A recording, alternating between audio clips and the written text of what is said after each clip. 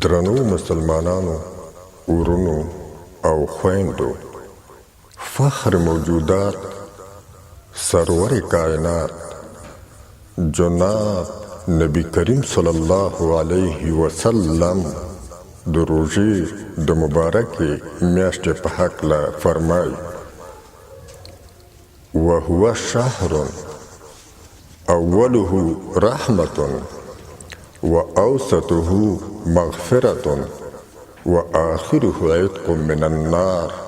او كما قال رسول الله صلى الله عليه وسلم. دا زمونږ او ستاسو لویه خوشبختي ده چې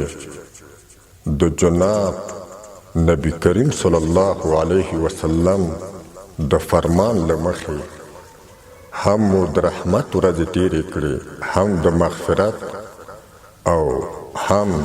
د عتق من النار د اور څخه د خلاصون شپې او ورځې.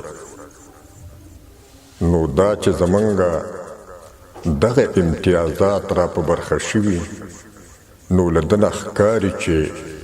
چا چې دغه شپې او ورځې تېرې کړي وي او دغه 3 مرحلې ورباندې تېرې شوي وي، هغه خوشبخته کسان وي. نو خوشبخته کسانو ته پکار ده چې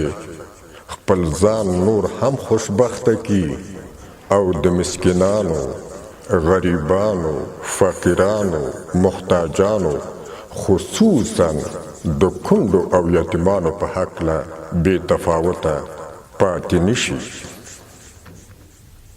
او مرحوم الفت صاحب وایي